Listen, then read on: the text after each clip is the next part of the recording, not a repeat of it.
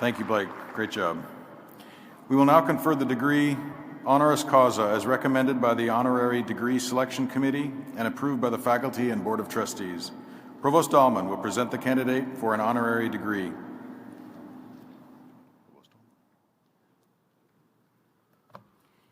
President Olson, I have the privilege to present Mr. Mark Ruge to receive an honorary degree.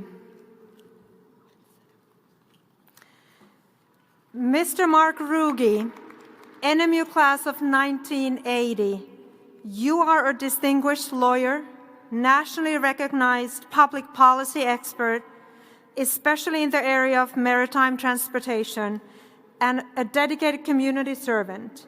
You have spent your life helping individuals, businesses, and organizations succeed, in particular assisting many in navigating federal government policy. You have served as Northern Michigan University's Washington, D.C. legal counsel for 3 decades, working with 10 NMU presidents. And we immensely appreciate your commitment and care for NMU students, faculty, staff, and programs. We thank you for your ongoing involvement with the NMU Political Science Department and overall university community. We salute your volunteer service with food banks, schools, church groups, and nonprofit organizations over many decades. Northern Michigan University celebrates your legal acumen, commitment to community, and numerous professional and lifetime achievements, and we proudly present you with the honorary degree, Doctor of Political Science.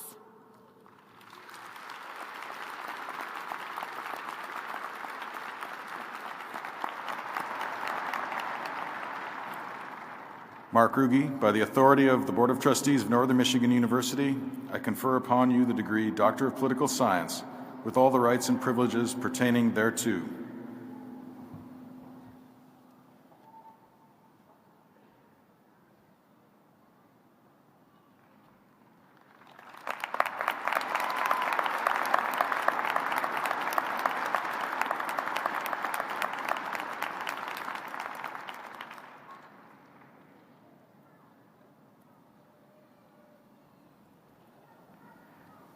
I now invite Dr. Ruge to deliver the commencement address. Dr. Ruge.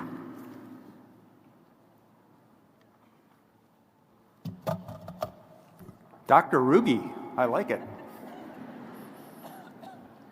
I am particularly honored to be your commencement speaker this year because I have been informed by Blake that this particular graduating class is the smartest, the humblest, and the most physically attractive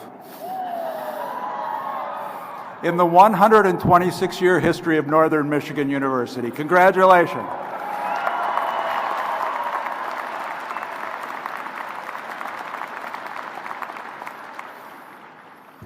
I grew up in Menominee, just 2 hours south of here in God's glorious Upper Peninsula, and it was a wonderful upbringing.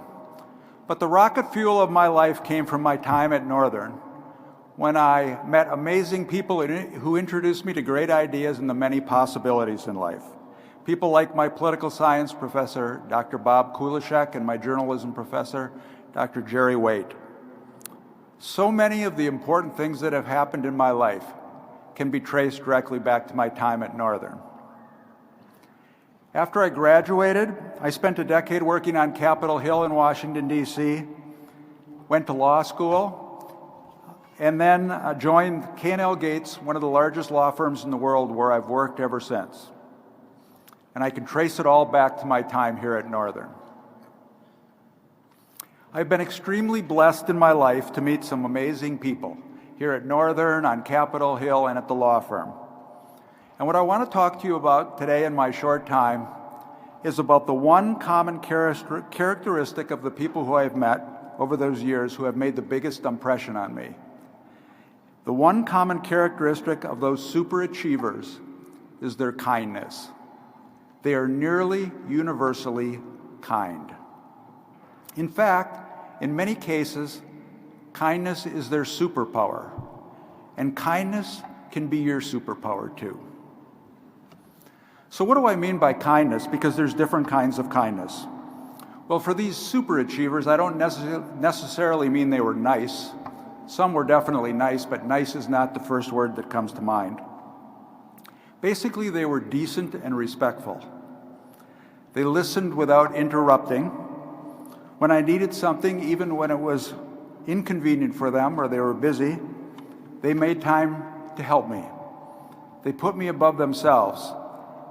These individuals left me feeling a special kind of important, even though I wasn't important at all. To put it in the most present-day terms, when I was talking to them, they were not checking their phones.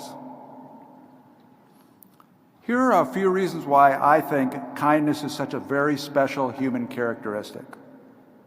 First of all, we all know kindness is the morally correct path. Do unto others as you would like them to do to you. What could be a more fundamental human truth? Have you noticed how kind people have sort of a moral glow about them, a moral glow? It's like they figured out the single most important thing in life and they're living it. Second, kindness has this amazing boomerang effect.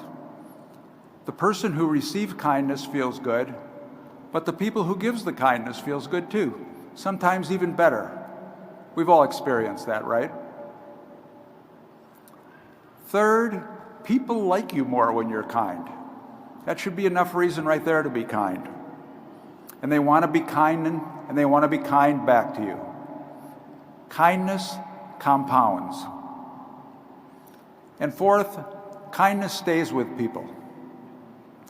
As you may have noticed, the world can sometimes be an unkind place. When I first came to Northern back in the day, a certain group of people on campus were particularly kind to me. I knew no one then when I arrived, but they took me in. Cheryl, Jackie, Paul, Gil, Jim, Don, Tony, and Steve. I don't even remember specifically all the things they did, but nearly 50 years later, I still remember their kindness, and I always will. So I'm your commencement speaker, and I have to give you some advice. That's my job. My advice to you today is quite simple. You've done the hard work here at Northern to prepare yourself for a fulfilling career in the important roles of local and global citizen. As you move on from Northern to this new exciting chapter of your lives, resolve to make kindness a guiding principle of your life. Use the many examples of kindness that I'm sure you've experienced at Northern as a motivator to make kindness not just something that occasionally happens in your life, but something you consistently and actively pursue.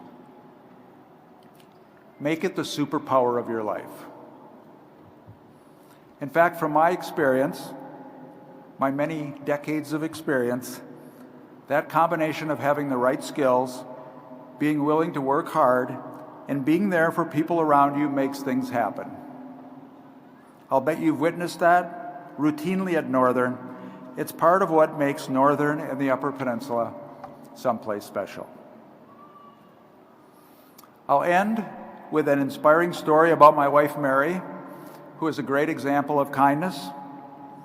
We've been together for 45 years. I met her here at Northern. Our wedding reception was in the Northern Center. 20 or so years ago, Mary came to me and said, "I'd like us to adopt a little girl."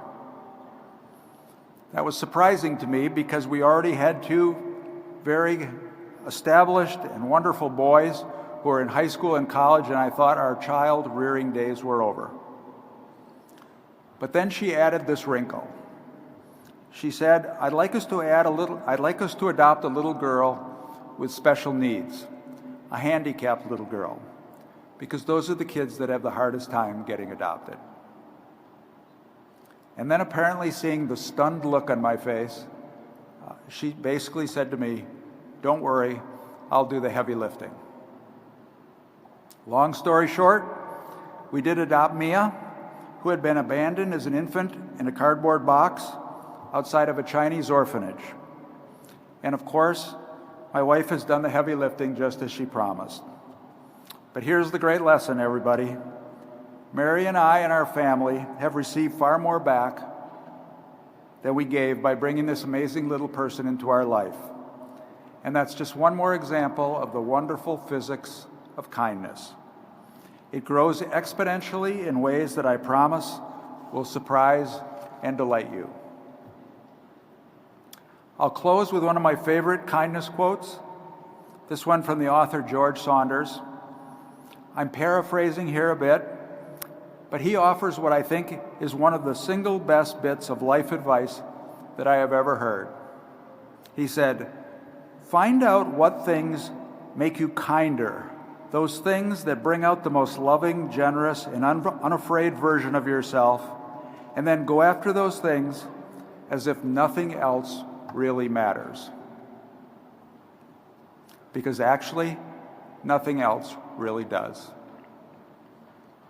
Thank you, and again, congratulations, NMU class of 2026.